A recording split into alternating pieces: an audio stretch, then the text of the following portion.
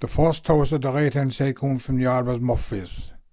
Mr. Murphy was the master over in I think he was in the old school as well, and the headmaster in the new school. His wife, Mrs. Murphy, was teaching in Castlemartyr. And Sean and Mara and Sean were their family. Of course, everyone knew Sean. Sadly, he passed away a few months ago. Someone said to me one time, Sean, he was in every whole thing except the ICA. Alongside Sean Murphy was Willie Hogan. He was working down the street in the big workshop. We'll talk about that later. And his wife Iris. Next door to them was Kevin Martin. I remember when that house was built. My grandfather worked over there. He was called over. He used to be mixing the cement for the powers. They put up the house with the blocks. We go up to the Canon. Canon Carey was the church man that time. Canon Carey. I remember one day he called me. Well, I used to be in the altar with him anyway. He asked me to go hunting. So you wouldn't refuse the Canon, like. So I often went hunting anyway. We went up the Mount Chunic Road, just beyond Buckley's there, if anyone knows, it's halfway up. He had the dogs in the back of the car. He told me to go out. We pulled in there and I was opening the gate. And the next thing I heard two mighty shots over my head. I didn't know the Canon had a shotgun. And by got to this day, I'll never forget it. And I had to leave the dogs off. Then he was after killing two rabbits inside the gate, and the dogs captured the rabbits. The Canon was the parish priest from about 1941 to 1965. Father Glabben was the curate in Inch at the time, as well for a bit anyway. And he came back to Kildare as a parish priest. And they built a house down there by the road for Father Glabben, and that's where he finished up. I'll cross over now the road and Greens, where Greens lived. I remember Willie and Madge and the two lads. Willie the garage there alongside it. And Brownsfield was alongside the garage. There's 2 or 3 houses there now, or three houses, yeah. At the other side of Greens was the Gert Keane. His wife and family lived there. And next door to him was another Gerd Nevin and his wife and family. That was next to the garage. I remember Harry Hogan building that garage when the place down the street closed. And there was a house below on the bottom, Barnafauna we call it. When Gerd Nevin then went, Harry and his wife and Laura moved up next door to the garage. There was a mechanic came then living below in the house below where Harry was living. Paddy Young was his name. He was a Dublin man. He was called to the fairs, that's how we used to know him. He had a grand small racing car and he was parked outside our door. So he was, as the fellow said, we didn't know what the dub was that time. I'll go back over now to the other side of the church and go up to Drumdye Gate. It was a beautiful place one time when we grown up. But hopefully it'll be restored now shortly because there's someone out to buying the old house and he's doing it all up. Moved down along, then there was no houses built there, but that's about 50 years ago. It's probably too new to talk about them. Browns were next. There was Bob and his 2 sisters. One of them was a teacher over in the school, the old school, and she was in the new school for a bit, I think. I kind of remember her. The old guards barracks was next door. You had Gerd Nevin, Gerd Griffin, Gerd Keane, Sergeant Boyd, Sergeant Collins, and there was a Sergeant Eddie before him. There was 4 or 5 guards in Kildare at the time, but they're the only 3 all around when I was growing up. Next door to that was Sis Brown. Sis is the sweet shop. That was our haunt if we had a penny or tuppence. Go up to Sis for a corny and the sweets, as she was called it, and the ice cream. Next to Sis, there was a man by the name of Dave Sheehan. He was another man like Dan McCarthy. He was being the road with the horse and the thing for the messages. He was there for years and years and years, till Billy Roney took over with the mobile van. Lynch's had a big bakery there at the back. There was a story on there about some man from Yale there. He wrote a letter about me when he young fella about the Lynch's bakery and they're winning over in England and all this business. It was on there the last program we had. But I remember Jackie Hennessy was the baker when I was growing up. Oh, she had massive bread. We used to call over for the bread all the time. And a big shop. B.D. Foley and Peg worked in the shop. Nellie Reardon was there. Peg Keefe was a housekeeper. There was a lot of people who worked at Lynch's from time to time. And there was someone else running the farm. Tim Kelly, I think was his name. I remember coming out to Lynch's, there was when the radios came out when we had no electricity. You would have a wet battery, as you always call it. Then you was charging him up with the thing to be there for a day. Because if you hadn't a wet battery, you would have no radio. Down at the corner, a man by the name of Ned Barry, his brother came to kill after as a parish priest after the cannon. He Rosemary and John and his wife, they lived there. Conway's had the pub at the time when I grown up. Ned and Mrs. Conway. Donald Sweeney married Anna Sweeney, and that's how they changed the name to the Old Thatch. Over the bridge in this big house, it was Henry Horgan's lived there. I remember Mrs. Hogan, I can't kind of recall him. But they had a big yard behind. There was 10 or 12 people working there. They was making wheels for boats and making boats and all that kind of stuff. All the Evans were there, and the McCranes were there, and Paddy Foley and Jack O'Foley, and there was a good crowd working there. Mackesy worked there for a bit for McGeely. Prissy Hogan married Sergeant Boyd, and she was kind of running the show for a long time. They eventually closed down. Tom Postle and Mrs. Postle living next door to him. Tom was a school teacher up in Kill County. He was walk up the wood every day to go to Kill County. And they says he used to have a swim in the river on the way home. I'd know about the winter time, but that's what they used to say. I remember Mrs. Postle cycling to Castlemartyr. She was a teacher over there as well. And they had 2 children. Tom was a Christian brother and Sister Paul.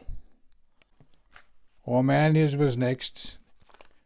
They had a pub there, and they had a big holiday factory in the back of it. There was a good few working there at the time. I'm after doing a program about that. I think you were probably after hearing it all before. Next to Manny's pub, there was a Miss Horde lived there, and I remember a John Horde. There was a Miss Moynihan came there after that. She was a housekeeper for Canon Sheen before our Canon Carey came. And the Toyners were there, and the Breens came there. Next to that was the bank, as we used to call it. The bank was open every fair day, which was 12 times a year, and there was 2 horse fairs. So it was I think it was the provisional bank that time, and it was just known as the bank.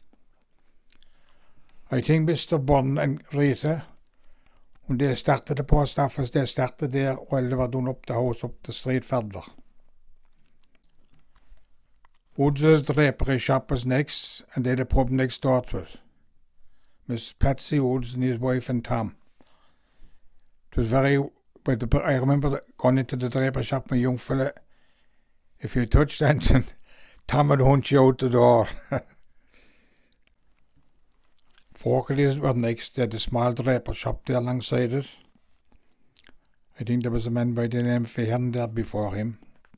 I can't recall him now, but that was it. And it was the Fogarty's and the draper shop for a few years after. Next was the Hearns' grocery shop. Simon, Ahern, and Nora, and the family, they were all right there. And there's a big turnout now, centre to have it. Mrs. Barry was next, Paddy Barry's mother, and David Barry's mother.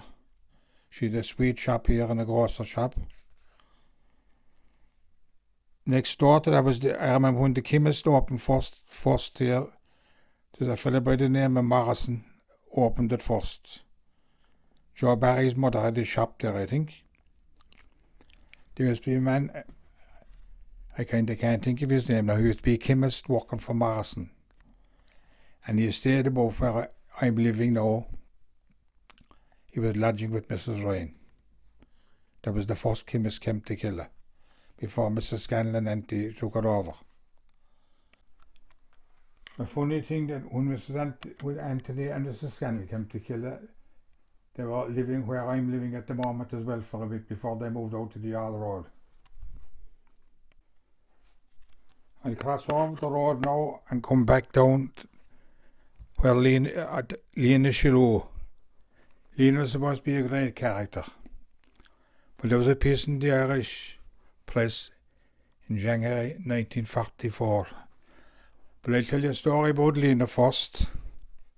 She used to have a shop, and this fella came from the country, and I was up north or down south or wherever. He bought the paper off of Lena. He discovered then that the paper was a couple of days old. And he said, that paper's no good. He said, it's a couple of days old. Oh, she isn't it news to you? So he went out, I don't know what happened after, but that was the story. And there was a cousin of mine living 2 doors up for, he used to be playing the ball out in the back garden. If the ball went in over the wall into Lena, to be up in the window the following day for sale. But when Lena died, anyway, she was dead for a couple of days. The guards had to break in. They had to break in around the back. And they found jars and jars and jars of money, gold sovereigns and silver and coins and everything. But the story in the paper in 1944 about Lena. After Lena Shillue died, an aged widow of Killer, County Cork, believed by neighbours to be very poor circumstances when she died.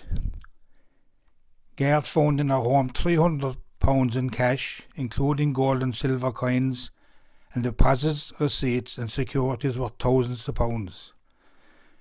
Mrs. Shillue is stated accepted gifts of fuel and other things from neighbours who thought she'd been left very badly off when her husband died many years ago. But I heard they said, all right, a lot of the neighbours around kept Lena going because they thought she had nothing. And she was the wealthiest woman in Killer. And I think when the guards broke in, they probably captured half of it. And would you blame them? Next to Lena's, there was an uncle of mine living there, himself and Peg, and they had their 3 young fellas. He left Killer about 1953 and he was working in Seafield Fabrics in the dyeing shed. Graham, I think it was the post office. Denny Graham lived here, and his mother and father at the post office over 100 years ago. Bill McCarthy, a granduncle of mine, a brother to Jack and a brother to Dan, married one of the Grahams. It was a kind of a big house, so they had half at each. So that's where Joe McCarthy, a cousin of mine, he's living above in Galway. He left in 1957, but I'm still communicated with him fairly often. And he was telling me about Lena Shiloh. But what he got out of her when she died was a motor organ. Next to Graham's were McCormack's. They had their mother and father at the bakery there one time, I'd say. I remember Jack and Jim and Dave. Dave was supposed to be very witty, but there was some yarn about him. All the cars were gone down. The track opened and all the dog track in 1947, I think. And I remember we wasn't be left down the street that time, we children, because you would get knocked down with the car, all the cars flying down to the dogs, as we used to call it. But someone said to Dave one time, "Would you ever think of going to the dogs, Dave?" He said, "I'll go when I'll see the bookies cycling down there." So in other words, the bookies were making the money. Their nephew, Dick Mildred, built a garage behind it. He was running a business there for a few years, because they were Dick's uncle, and the garage is still there anyway, but it's obsolete. Bob Lee and Teresa and Michael live next door to him. I remember Bob that time he was driving a small lorry for the Shell Company. He was parked across the road over on Maisie Barry's. Next to Bob Lee's was Mary Foley's. It used to be kind of a gathering place every day for people that just come into the village, a kind of for the news and things. And they used to play a lot of 45 there every night. Every Sunday when the cock could be playing, we just go down there. They're the only crowd in Kildare at the radio at that time, I'd say. We had no electricity in Cork Road, and we had no radio, so we had to go down to listen to the matches when Cork used to be playing. There used to be good excitement there. Billy Coleman had a butcher shop next door. And I remember when they used to be killing in around the back, we used to go in there. There was no problem walking to any place that time. We used to see him killing the sheep and the cattle. And we used to pick up the bladder out of the cow, and we used to pump it and make a football out of it.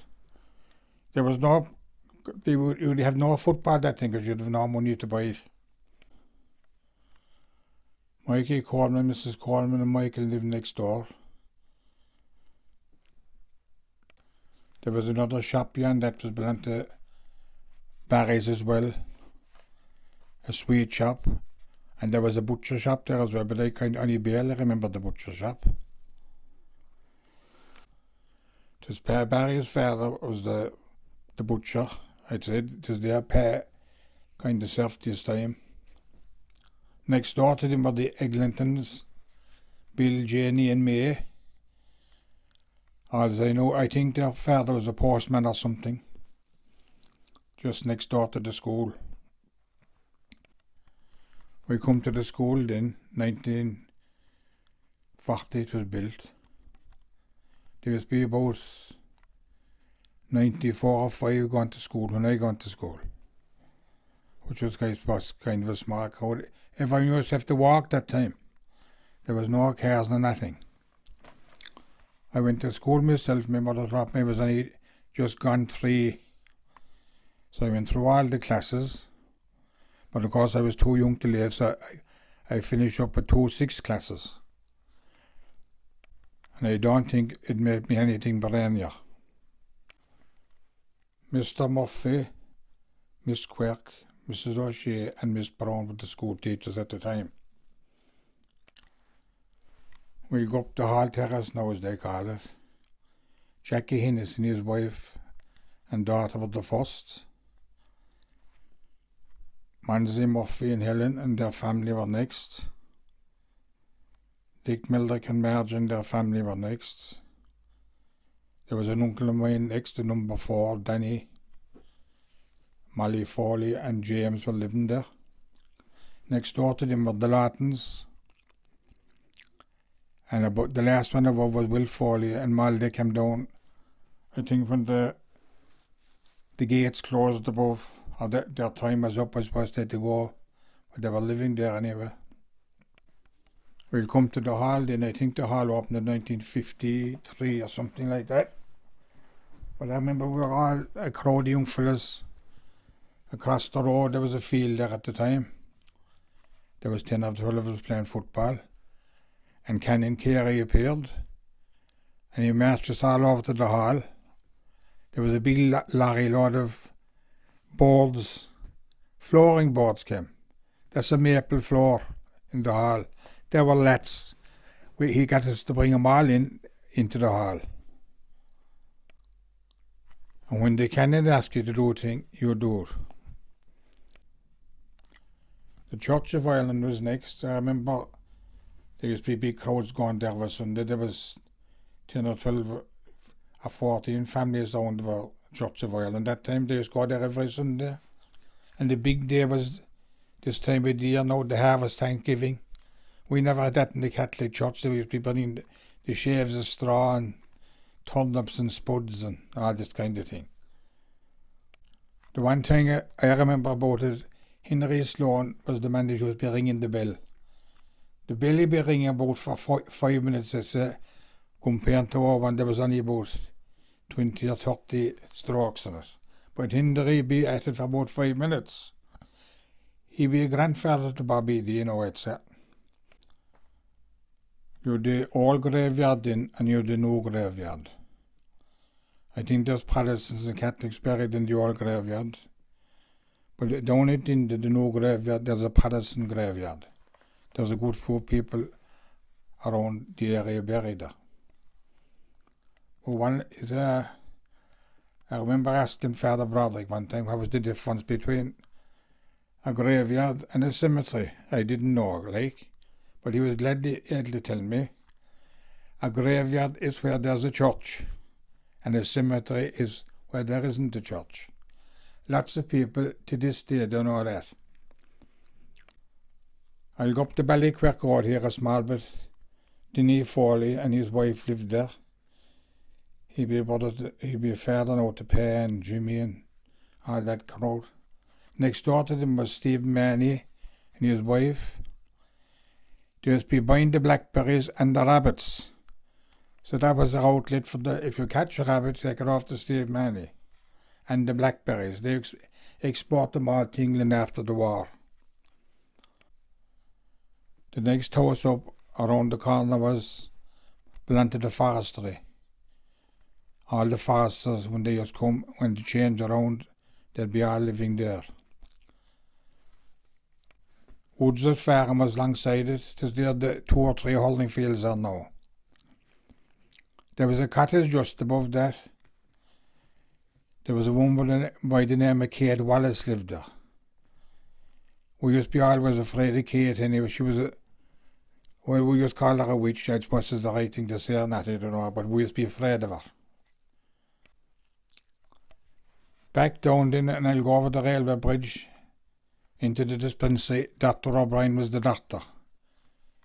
He seems to be always there when we were growing up. Dr. Hawk came over that, and I think there was a Dr. Welch there in between after that.